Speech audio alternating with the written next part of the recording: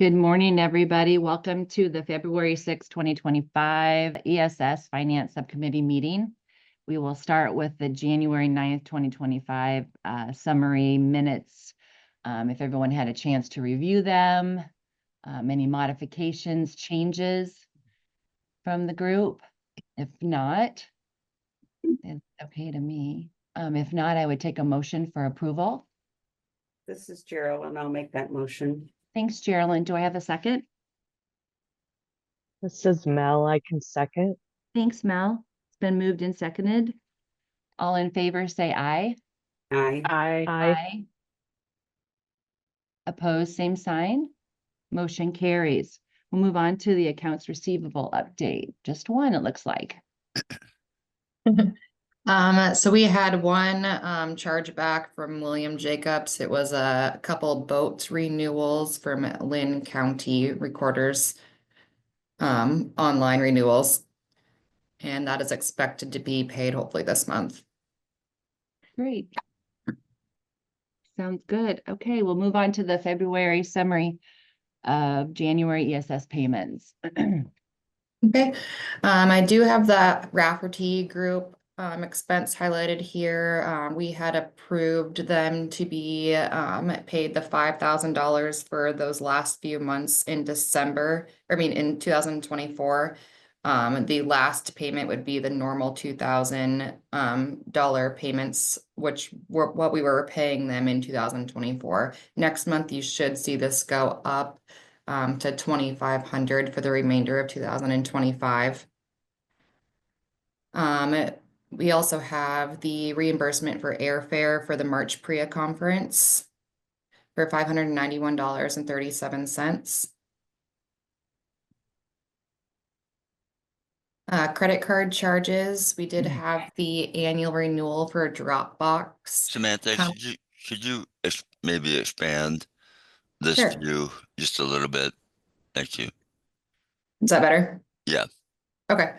The Dropbox annual renewal came in at $212.93, and then you'll see that tax refund down here for $13.93.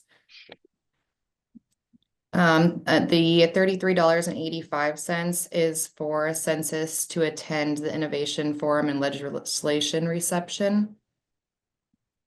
And then the annual renewal for QuickBooks also came in January for $4,894.18. I am working with them to get the taxes refunded to us, but that hopefully that will happen this week or next week. I'm still communicating with them on that.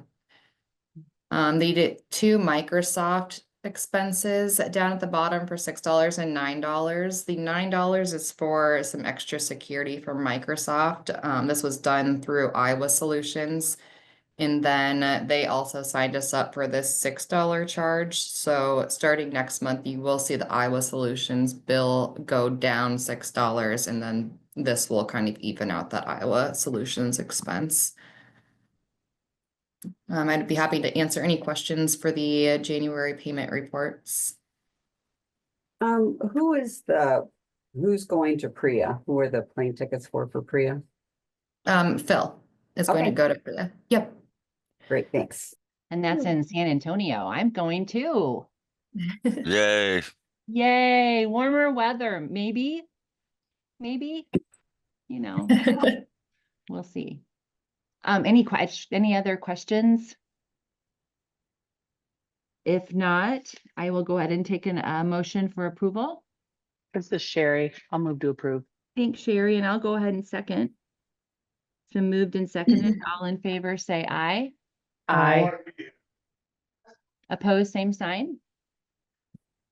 And you can see in the chat pod, Susan and Amy eyed. Okay, motion carries. Moving right along, Samantha. Okay. You want to go ahead to Fund 255? Okay. Fund 255 invoice for February came out to be $44,773.19. This is above budget. I think we budgeted $40,000 for February. This has two payroll expenses included in it, the January 10th and then also the January 24th invoice. If there's no questions, I'd ask for your acceptance and approval to submit this to the state treasurer's office. This is Geraldine. I'll make that motion. Thanks, Geraldine. Do I have a second? Susan in the chat pod seconded. Thanks for the explanation too, Samantha. All in favor, say aye. Aye. Aye. Aye. Aye.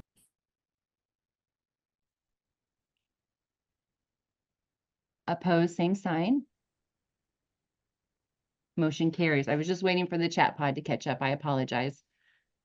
Okay, moving right along, we'll move on to the 2024 December quarterly and year-to-date financial reports.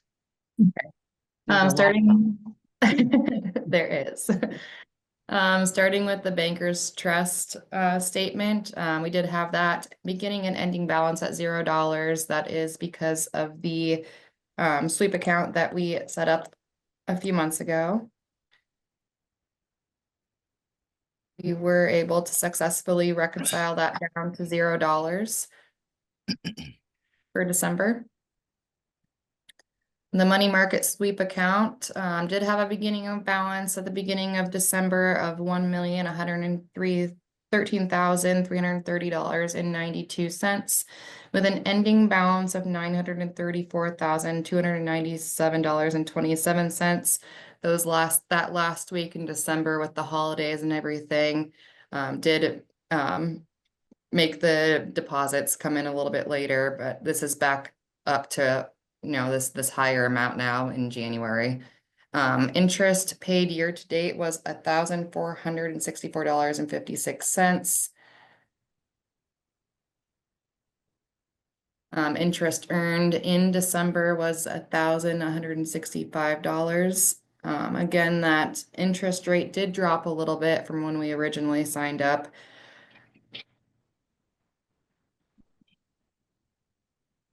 We were successfully able to reconcile the money market sweep account, $934,297.27.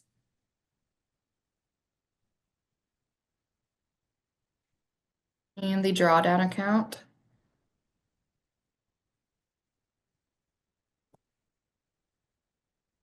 All right, profit and loss for December.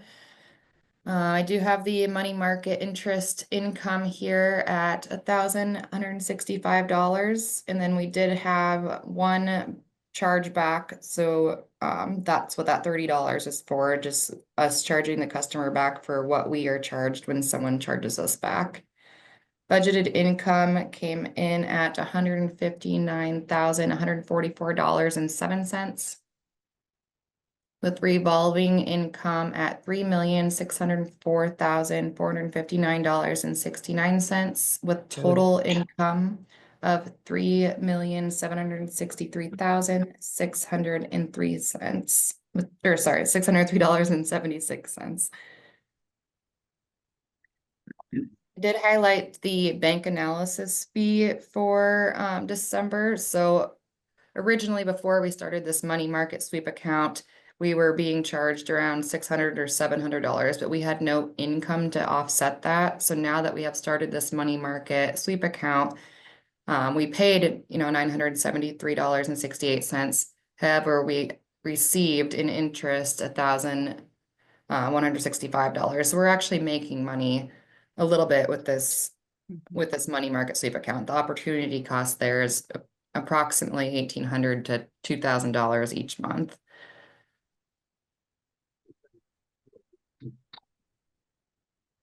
The AccuSoft Prism expense that you see down here, after reviewing the 2024 financials compared to the budget, we realized that I had moved the SUSI to the reserve account and not the AccuSoft Prism, which was approved in the last budget amendment. So I just reversed those, and I have the journal entries to show you as well in here in a few minutes.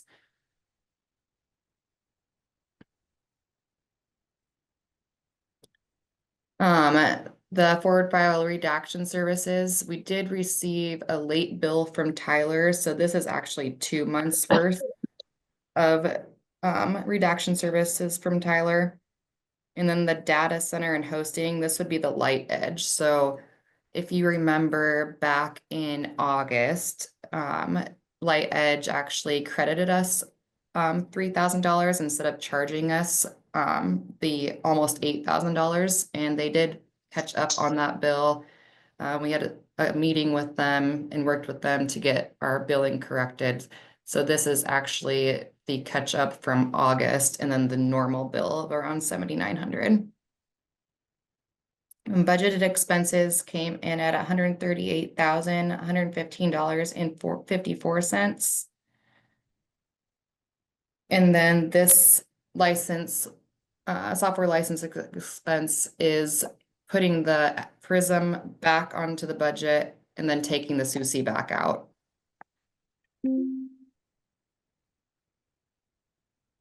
Revolving expenses came to $3,601,428.36 with a total net income for December of $11,243.70.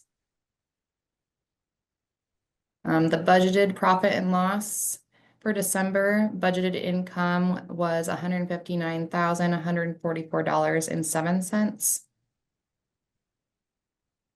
With budgeted expenses of $138,115.54 with total budgeted net income of $21,028.53.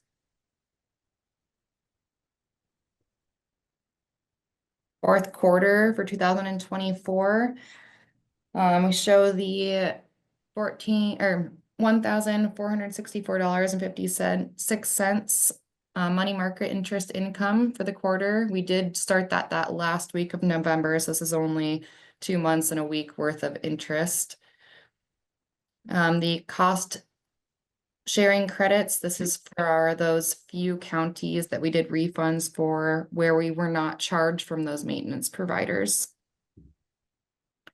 Total budgeted income for the fourth quarter was $442,299.81, with revolving income of $9,958,867.64, with total income of $10,401,167.45.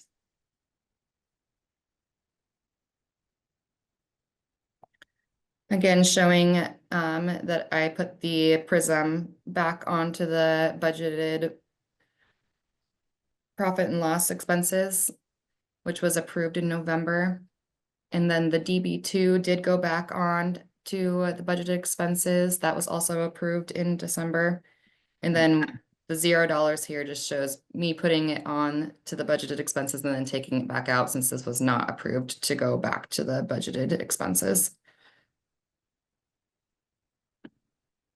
Budgeted expenses for the fourth quarter were $432,008.89, with revolving expenses of $9,954,747.54, with total expenses coming to $10,435,255.42, with a negative net income of $34,087.97. Budgeted fourth quarter profit and loss. The budgeted net income came to $442,299.81, with budgeted expenses of $432,008.89, with a net income of $10,290.92.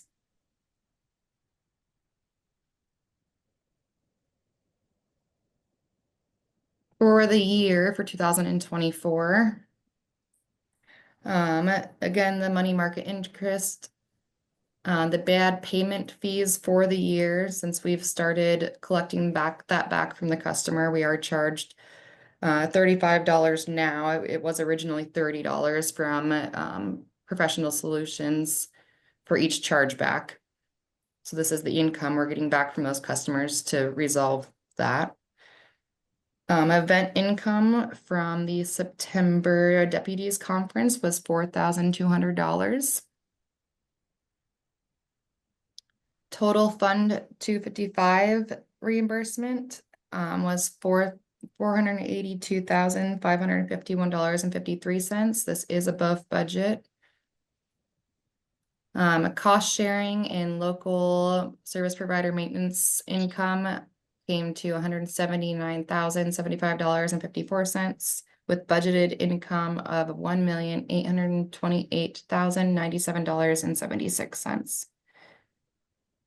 Revolving income for the year was $35,064,516.98 with total income of $36,892,614.74. The bank analysis fees, which we'll see being more offset this coming year, came to $6,632.31.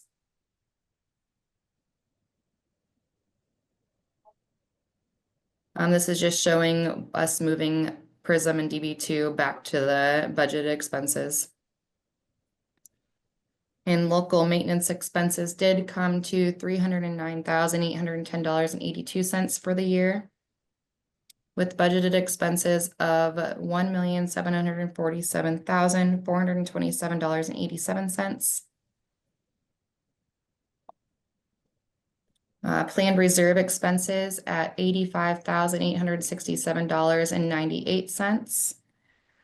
Total depreciation for the year came to $331,486.63.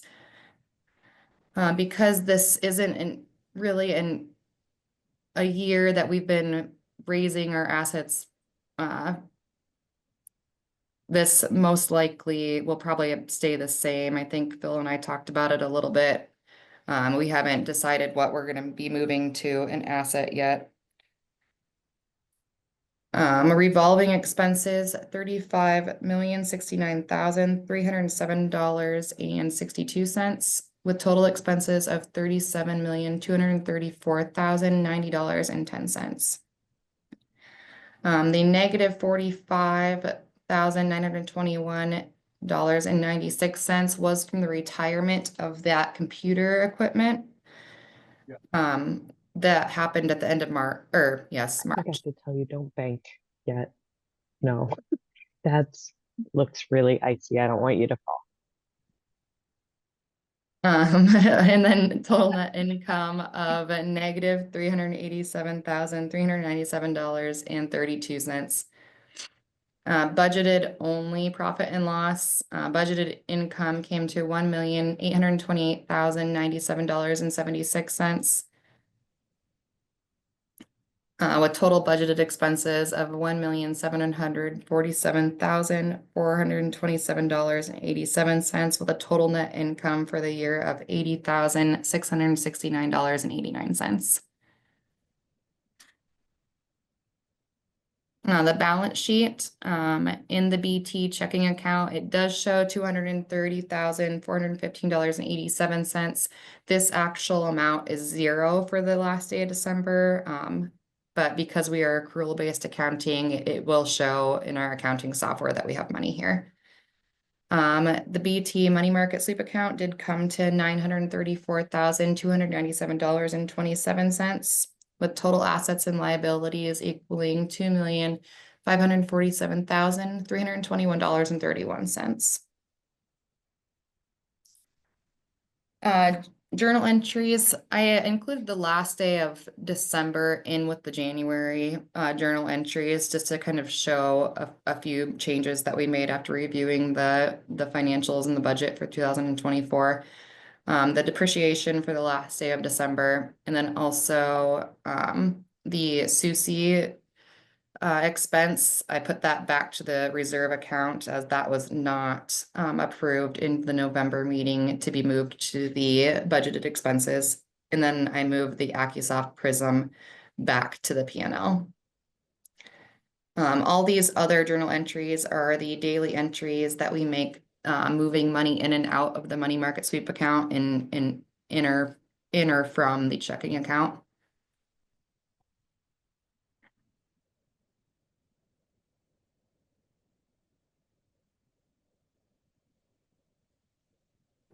And then the depreciation expense, which might change for the rest of 2025 after we decide what we'll be moving to an asset or not. The credit card statement for December, the new beginning balance of $3,917.99 with ending balance of $2,737.71. We were successfully able to reconcile that account.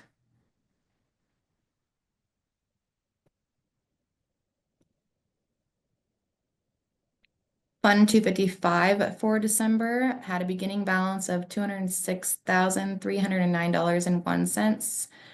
We did get a catch-up reimbursement as well as the December reimbursement, both into the month of December.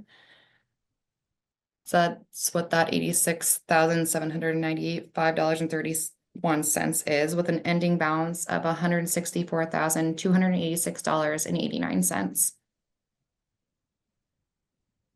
The reconciliation for the Fund 255 account.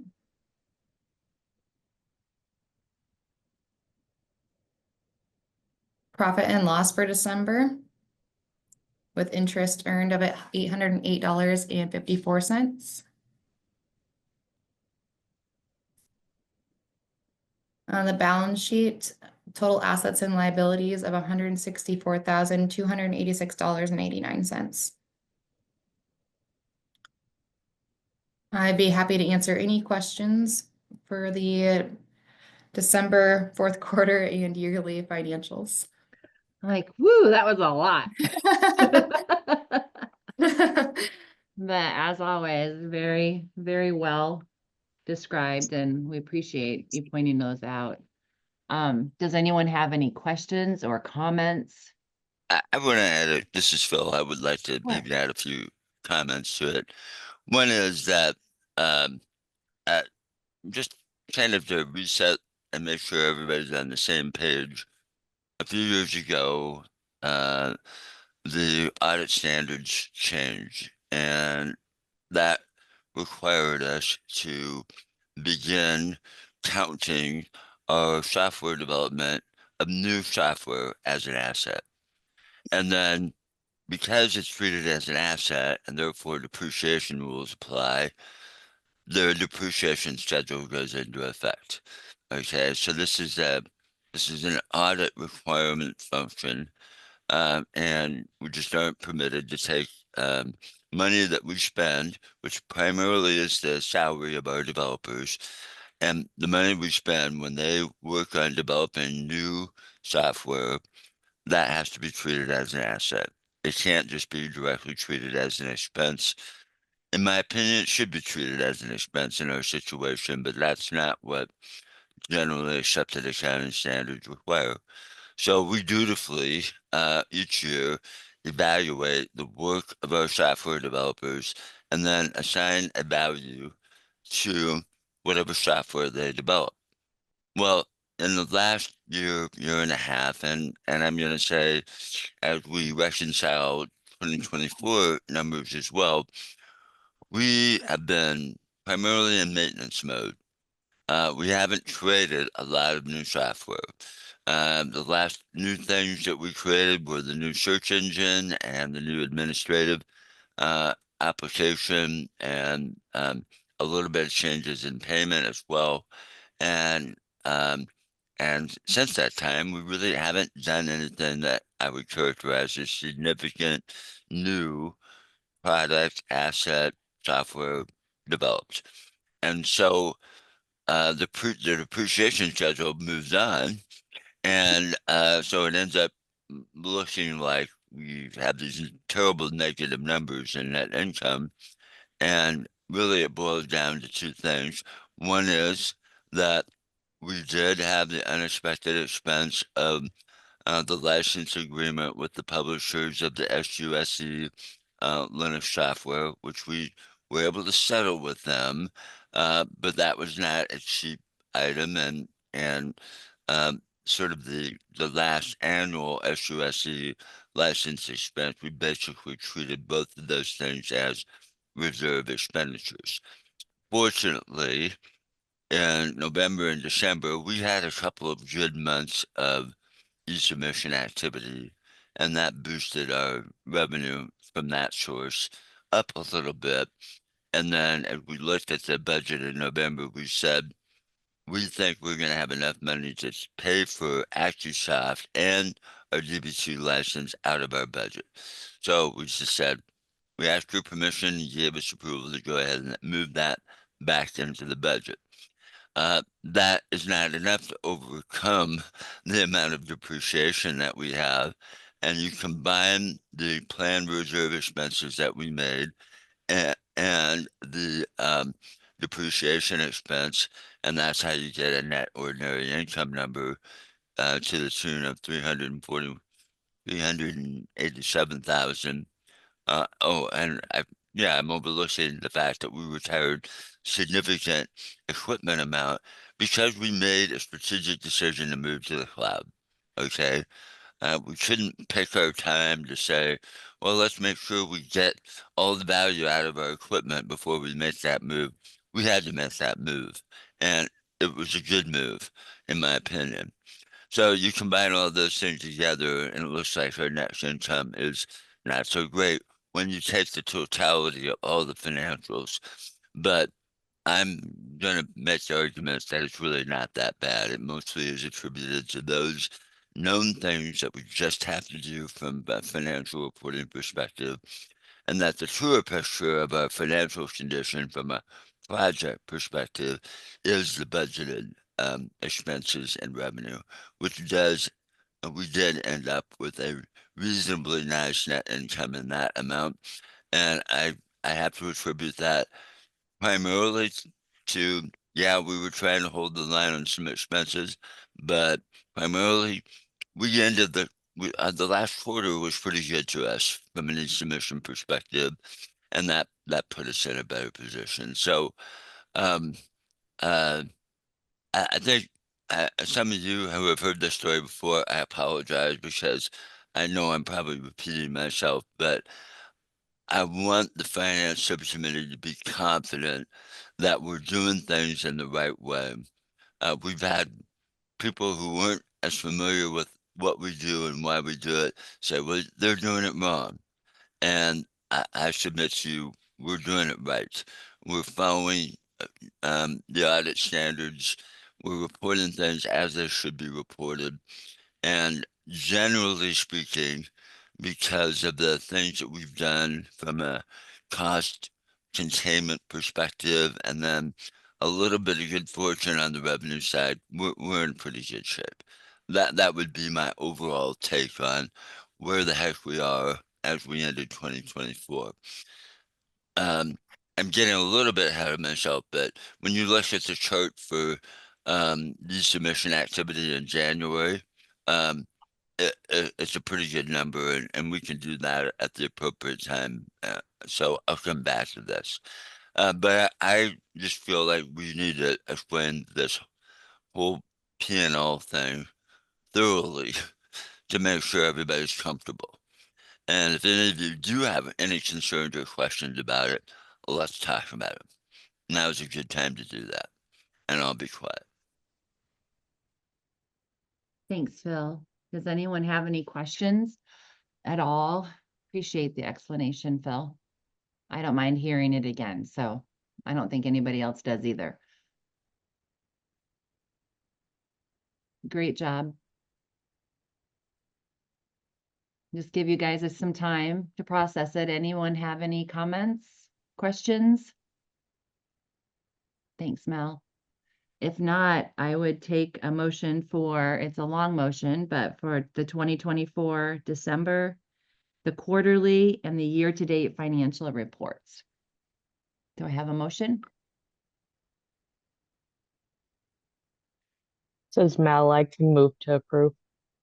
Thanks, Mel. Do I have a second? Looks like Amy jumped in to second. It's been moved and seconded. All in favor, say aye. Aye. Aye. Aye. Opposed, same sign. Motion carries. Thank you. Thank you, both of you. Okay, we'll move along to our calendar year 2025 budget amendment. Thank you, Stacy. Thank you, Phil.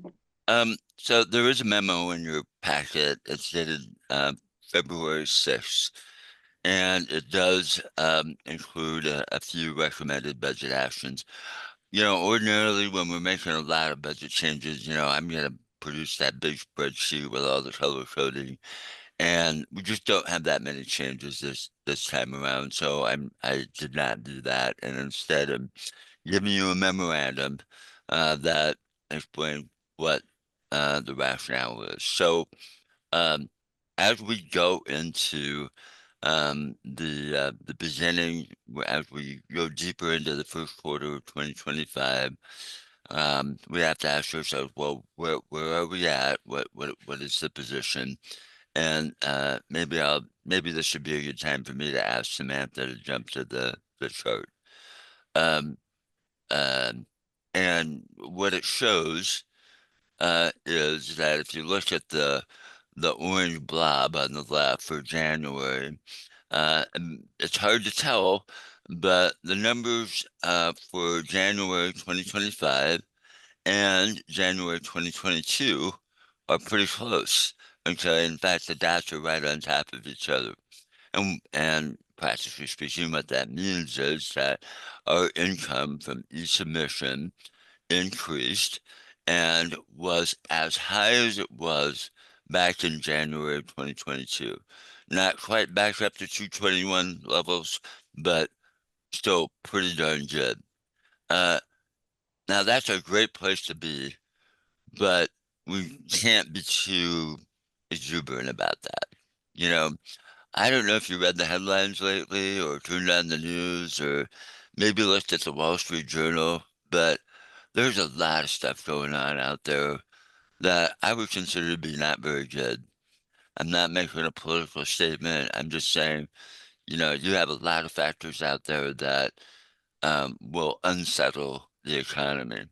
And you know, we've seen actually both good numbers and not so good numbers nationally about new housing starts, you know, and from one perspective, things are looking like, oh, they're better than they were the previous year. But if you put it in perspective, it's really not so great. The markets are uncertain. I, I I am not a Wall Street economist. I'm just a guy who went to the University of Iowa and got my degree in economics. So I'm not at that level. But as a common person, I don't know how you can look at the marketplace and say, boy, things are in really great shape. They're very unsettled. And our security as a project is dependent upon the health of the housing market. And we just aren't certain. So we still have to, even though we had a good month in January, we still have to take a conservative approach. And we have to decide what are some things that we need to do from a strategic point of view. Um, because we aren't certain that any legislation that's good for the project or recorders is going to pass this year. Um, and so we kind of have to still budget and plan um, as if that's not going to happen. So what are the things, and this was something that we included in the November um, narrative, if you will, when we talked about the budget amendments back in November. One of the things, if you go back and look at that report, that memo that I prepared, that I said that we needed to give attention to this year is our staff. I am very grateful to you and the ESS committee for uh, what I would consider to be that modest $11,000 expenditure at the end of the year to give some basically 3% bonuses to staff who hadn't had any compensation change in the previous 2 years. Thank you for doing that. And I know that team members that were affected by that really did appreciate it. They really did. So now we're into the new calendar year, and we have to say, well, what are some things that we want to do? And one of those things is at some point we need to address compensation for the staff. Not just for those who haven't had a raise for 2 years, but you know, it was a one-time deal.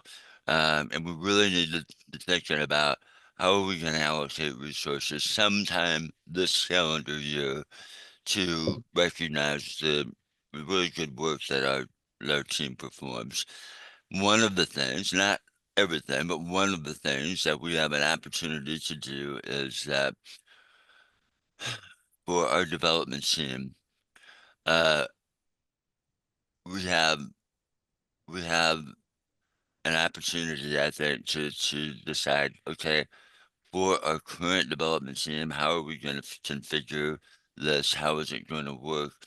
One of the things that we have had in the back of our mind is that Nancy, who has been with us for a good number of years and is a very good developer, okay, she made some family decisions, decided to go part-time.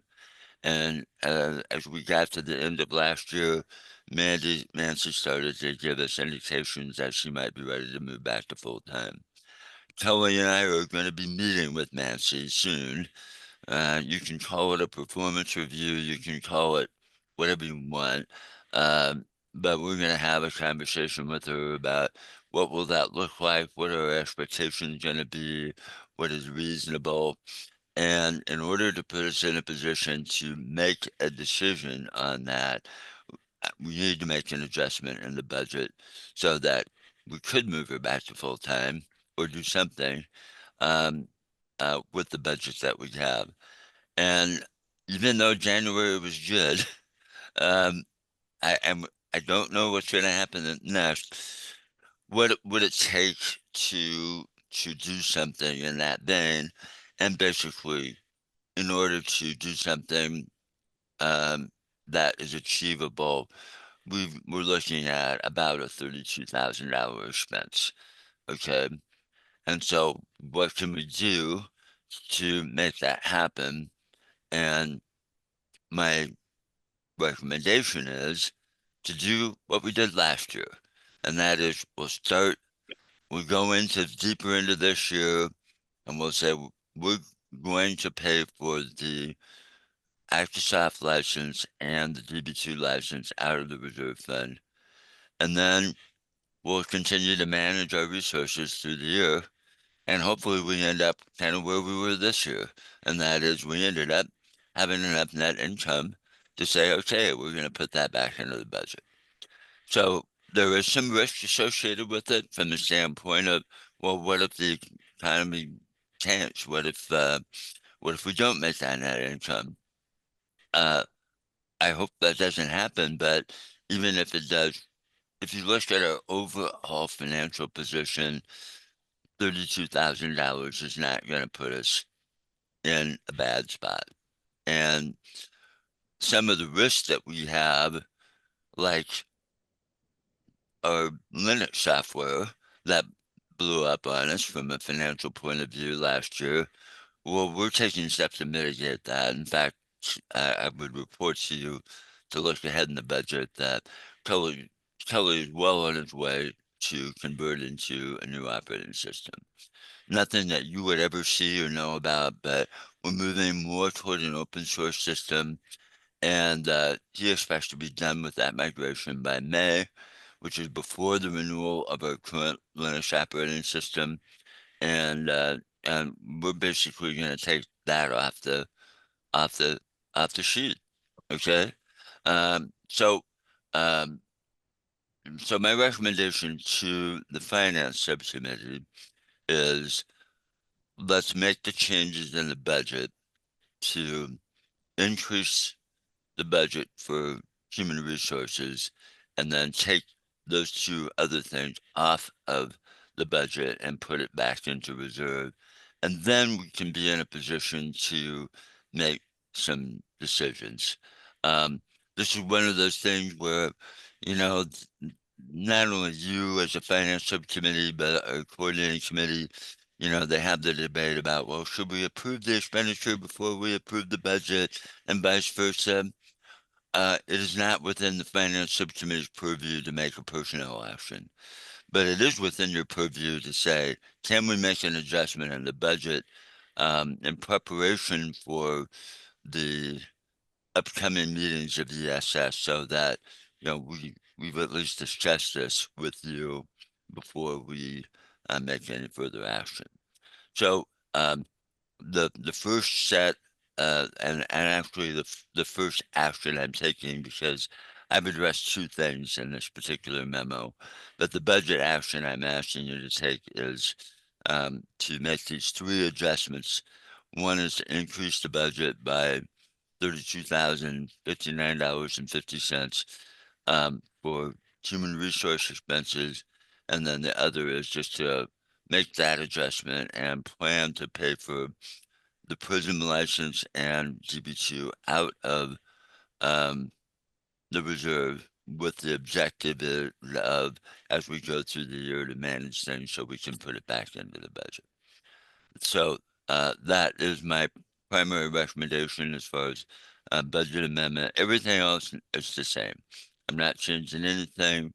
I'm not even asking you to convert stuff from budget to actual, because it's just too early to do that. We'll deal with that at the May meeting. But that's where I'm at today. So I'll stop, and I'm happy to answer any questions from the subcommittee. I think you explained it really well. Does anyone have questions for Phil? I'm excited to have Nancy back full time. That will take a little bit off of the other two's plate, hopefully.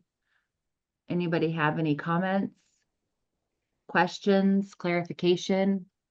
Do you understand what the motion is? Okay, I will take a motion from the group for the budget amendment for calendar year 2025. This is Stacy. I'll go ahead and make the motion. Do I have a second? This is Sherry. I'll second. Thank you, Thank you, Sherry. All in favor, say aye. Aye. Aye. Opposed, same sign. Motion carries. Thanks, Phil. We'll move on to on the bottom part of your memo, the maintenance cost sharing credits. Right. Thank you. First of all, I wish to apologize to you that I did screw up the table that I sent you, and it was just simply, there were two errors in it. One is when I made the second table, which is basically a copy of the first one, and reordered it so you can see who the highest percentage each submission counties were. I messed up the sort, so it ended up looking right. And then there were some counties where we had not updated the service provider, so when I observed that, I made that change as well.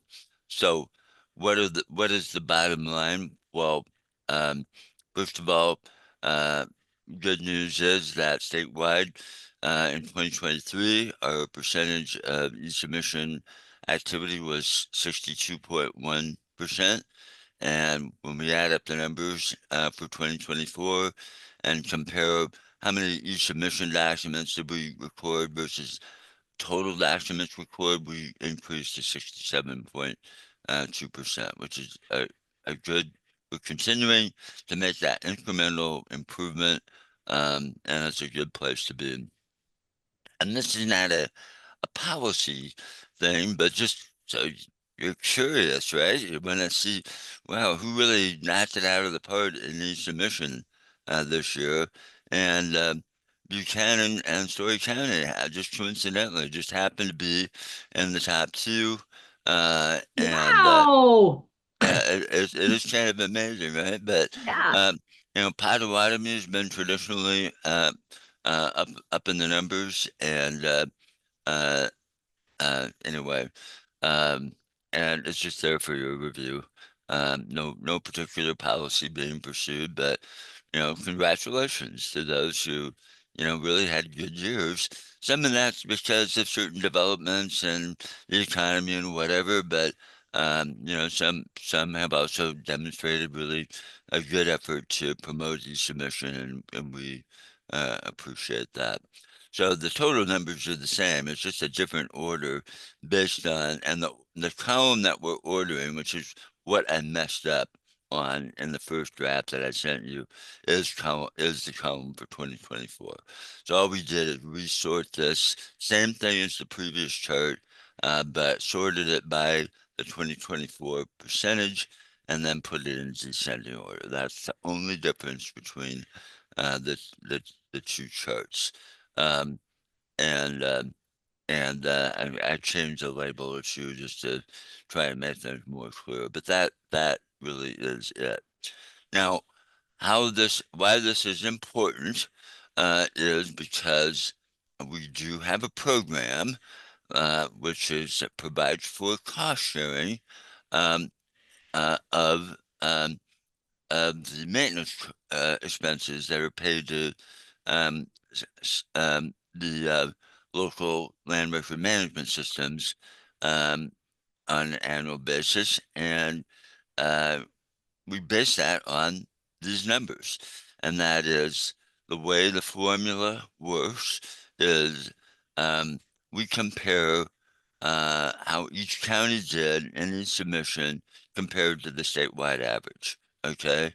Um, and those counties that had a higher proportion of e-submission than the statewide average did a little bit more for their cost sharing amount, and those that are below the statewide average did a little bit less. And it's all benchmarked on how much do we budget for the cost sharing credit. We divide that by 99, so you have a statewide average, and then depending upon whether you were above or below the line, we add a percentage to that county, or we deduct a percentage away from the accounting based on their actual experience. Then once we've done that math and we have the formula amount, it never works out perfectly. So we end up maybe with a little bit of extra money that was budgeted but not allocated by the formula. So the last number of years, and I've lost track of when we started this, but we just arbitrarily add a number to make sure that we're utilizing as much as we can the total amount budgeted. So the Finance Subcommittee, and the ESS Coordinating Committee allocated $120,000 for this purpose in the budget. And Samantha, I'm looking at page 172 of the packet. If you want to, for some reason, you're on a different page number than I have. Do you all have the Bill, yes? would you be willing to share your screen when I replace that document? I believe I took out that page as well. Um, I'm yes, sorry. I can. If I'm you so would sorry. stop sharing, then I'll share Yep. my screen. Okay.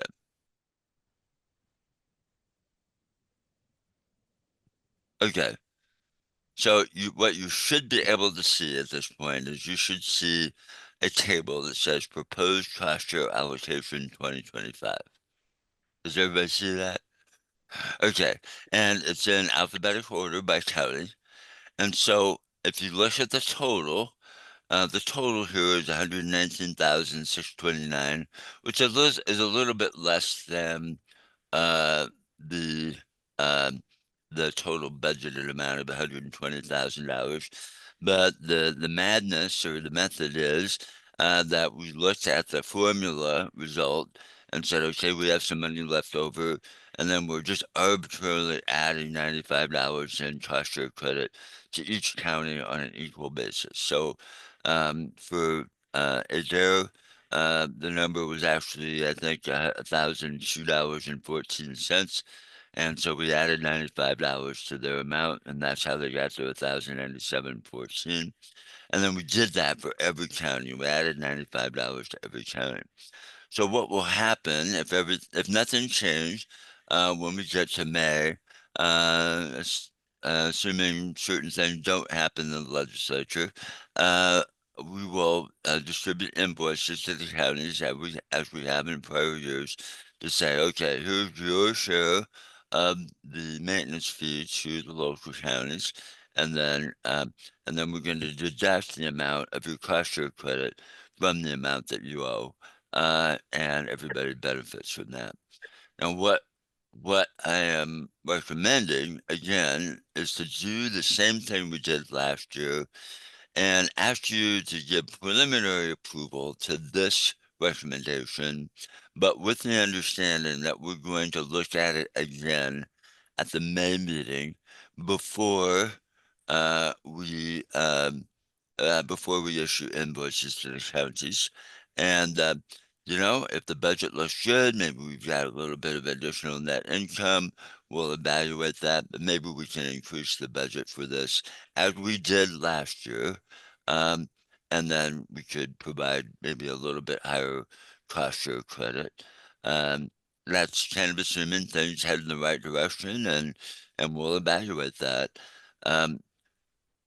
For those who may have overlooked this, I would just repeat kind of the implicit commitment that if somehow we were fortunate enough to pass a bill this year on fee policy, that as a part of that, we agreed that Iowa Land Records would take over that amount. So we haven't really decided, well, does that start this year or next year? That's still a discussion ahead of us, but I think there is a longer term commitment that if recording fees and then the allocation for Iowa Land Records is implemented the way it has been recommended, we would be in a position to just take this over and not have it be an invoiced amount to the counties. But all we can do is operate on current law right now and current policy, and that's what this reflects. So my recommendation or request to you, if you go back to the packet and say, okay, what is the recommendation? I'll bring up the memo again. It is to do item 3, which is to approve the preliminary 2025 maintenance cost sharing credits as presented, with the understanding that it will be reviewed again at the May meeting. That is my action request. I'd be happy to answer any questions. Bill, I Hey, have, Phil. oh, Oh, go you ahead. go first. Oh, I just have a quick question. I know that the 2 action items, action 1 and action 2, I know this is both us as the finance subcommittee and the coordinating committee, the memo was too. So are we okay with the lump, the motion that we did previously? Yes. So Okay. you've already acted on item 1 and 1 and 2. 2. Okay, And that doesn't mean it's final. That will also go to the ESS coordinating committee Right. for their review as well. And then they can decide whatever the budget recommendation is or the expenditure decision in whatever order they want. I Okay. don't care. I just But wanted to be clear that yeah, we absolutely. So don't the need only to thing I'm asking you to do right now is action number 3. Okay. That's what's on the table. And I'd be happy to answer any questions. I think Melissa had a question. I did, thank you. I'm not sure if I've missed it or not, but working on my personal budget for 25-26, has the fees for the service providers before these credits been sent? Did I just miss it?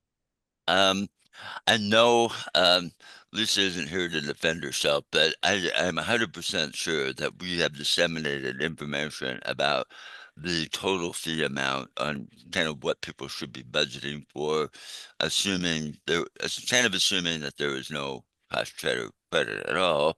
But we can get that out again.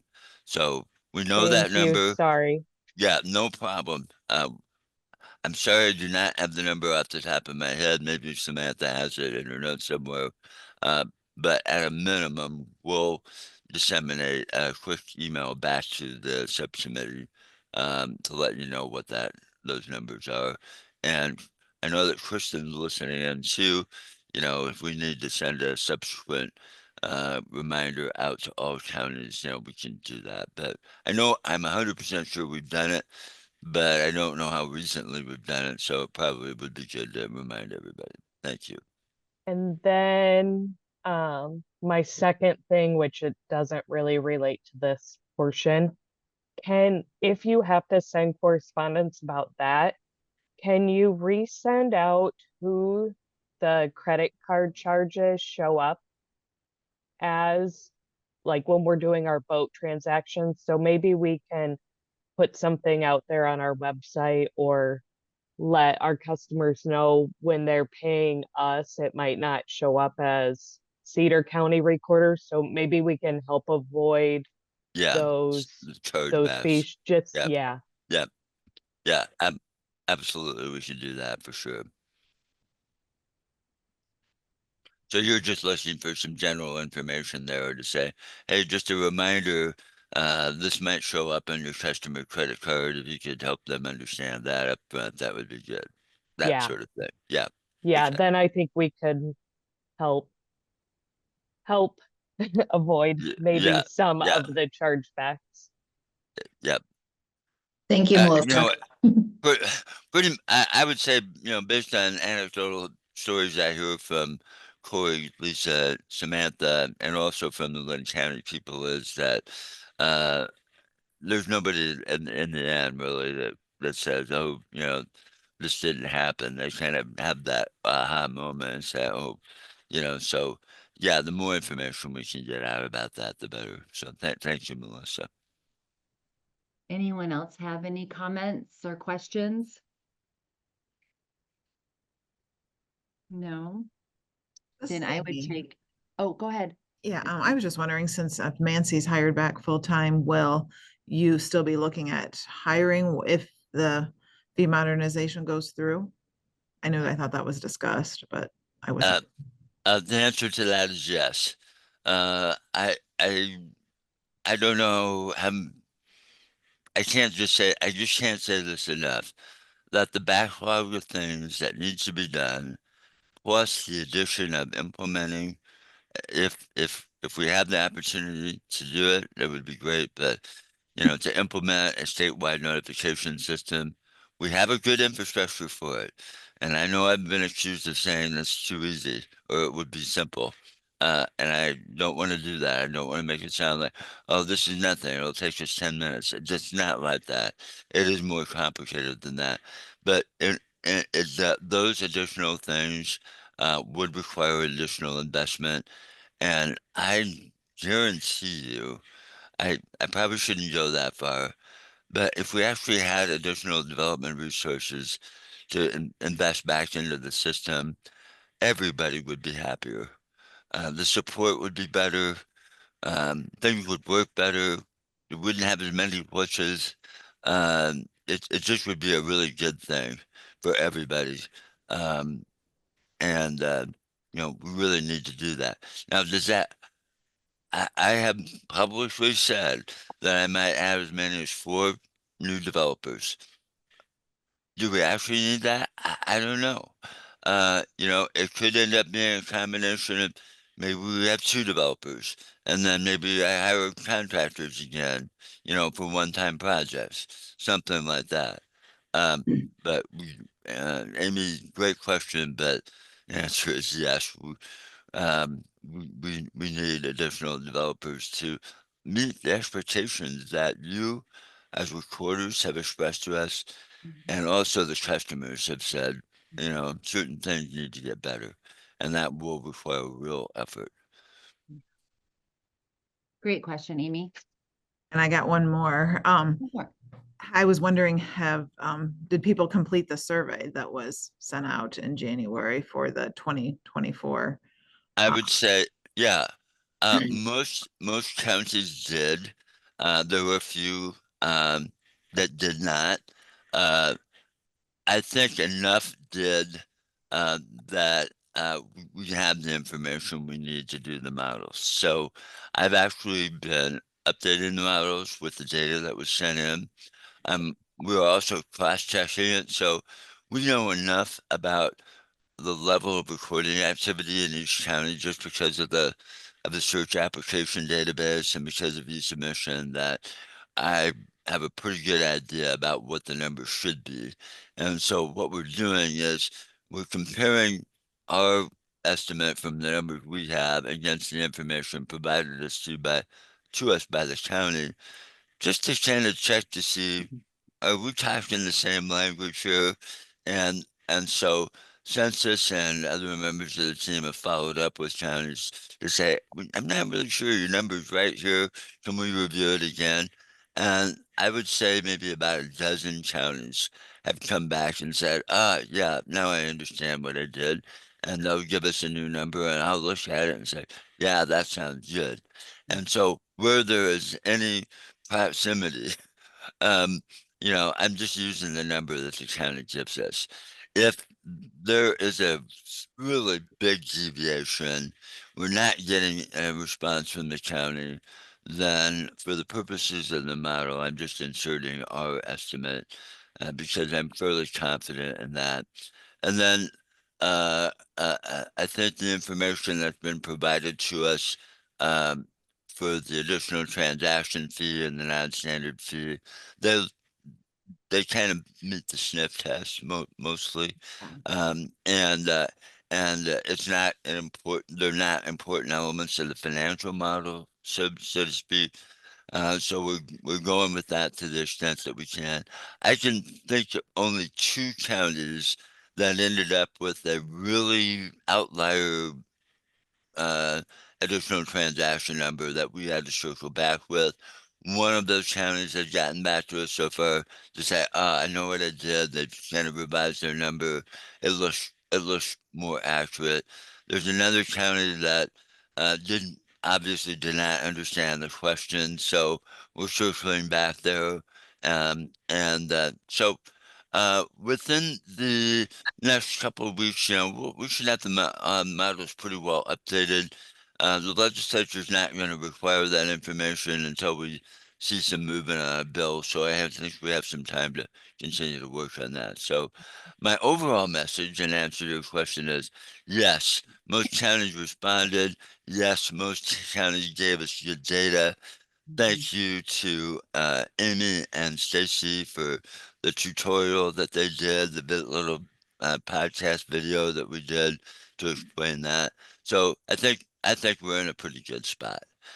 But we do have a little bit more massaging of some of the numbers, and then what I'm doing.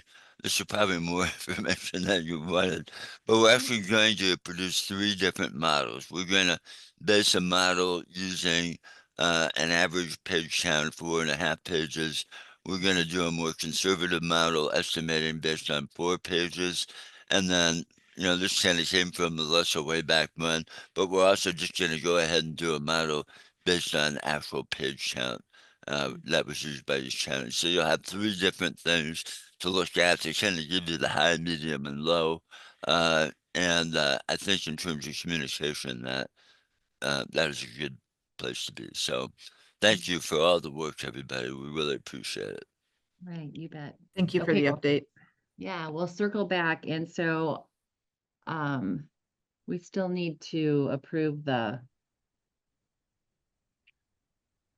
Yeah, I'm still waiting for a motion to approve the preliminary Okay. cost allocation. all yes. right, so the motion is approve the preliminary 2025 maintenance cost sharing credits, subject to further review at the May Finance and the ESS Coordinating Committee meeting. So do I have a motion? This This is is Amy. Mel. Oh, everyone's fighting. She can go first. Alrighty, I'll make a motion. This is Amy. Amy and Mel, do you This want a is- second? Yep, I'll Okay. second. Thank you. All in favor, say aye. Aye. I Aye. Opposed, same sign. Motion carries. Okay, back to you, Phil. It looks like we've got a few updates. Okay, we're doing, wow, I didn't think we could get through all that We did in good. 1 hour. So you did good, everybody. So I'm at the part of the agenda where we're talking about the financial and strategic review. I've Mhm. already reviewed the January metrics with you, so I won't go over that again. The point of sale update is just that, we are occasionally running into issues, and Samantha has to bear most of the pain on this because Professional Solutions and then where they're getting the data from First Data is not getting a report to us accurately every time. And occasionally we are running into a glitch where we have to follow back up with them to get the numbers that we need to put into our system to generate the distribution file to the counties. So it means that occasionally some counties are having to wait another day or two until we can get those reports straightened out. And I think of late, Samantha, I don't want to speak for you, but it seems to be getting better. Okay. And as we go forward and work with professional solutions, we're going to see if we can continue to make improvements there. But I just have to acknowledge that, which does happen every once in a while. We try to get the message out as soon as we can, and we appreciate everybody's patience. Don't give up on us yet. I'm not ready to switch service providers. Uh, we will if we have to, but we're going to keep working with the professional solutions team. The next one is the County e-submission API implementation. And I would just say that some of you may have seen a memo that I sent out. Not everybody got this, but we had a very constructive meetings with representatives of Solutions, Harris, Tyler, and Cott recently. I also had a very good meeting with the development team from Avenue, which just serves only one county. I've also been in touch with Marshall County, who is served by DevNet, and they had a developer who had kind of a family emergency uh, and got behind. We're working with each of them to get that done. Um, I would say that Fiddler has been working on rolling it out. I know they're starting to implement it county by county. We have run into some issues with that, but we're getting those resolved. And as far as kind of the one-to-one working relationship between the Fiddler developers and our development team, things are working as we would want them to. They're communicating whatever. I can't honestly tell everybody in the world, and I'm not going to go into details, but um, from a business perspective, we have some issues to resolve with Fiddler, and we're going to be communicating with the counties that are served by Fiddler, and then we'll do what we can to get those issues resolved. And let's see. I've already reported on the Linux operating system migration, so I won't go over that again. And that brings us to the recording fees and modernization update. Boy, I don't know where to begin, to be honest with you. Um, Stacy's been a part of some of these discussions, and I certainly want her to chime in. But um, I would just say that at this moment in time, we're facing some very stiff headwinds in the legislature, um, and it's coming from multiple fronts. Um, and I'm not going to name names, okay? I'm not going to name names. But on the Senate side, we've run into an issue with um, some of the legislators about property tax relief. And they're sort of dissatisfied that we have adequately, or from their point of view, inadequately answered the question about how is increasing the recording fee going to help reduce reliance on property taxes.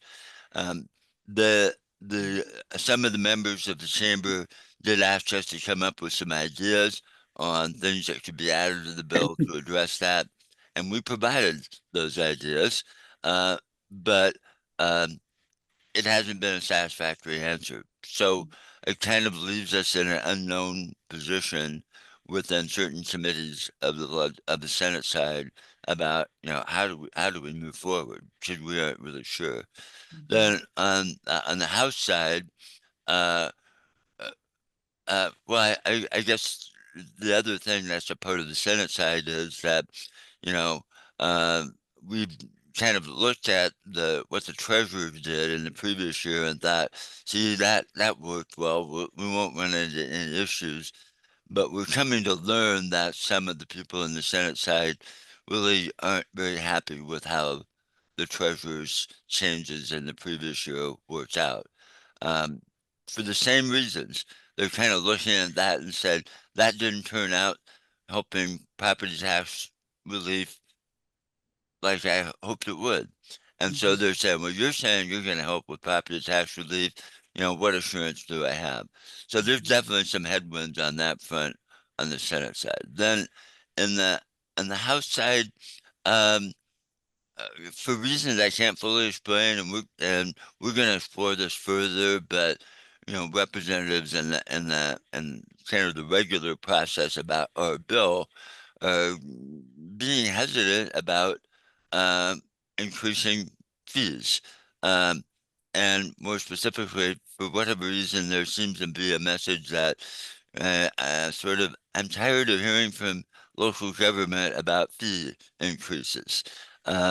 Sort of a uh, what of the saturation effect, you know. And so we're gonna have to work through that type of issue, um, regardless of anything else may be going on.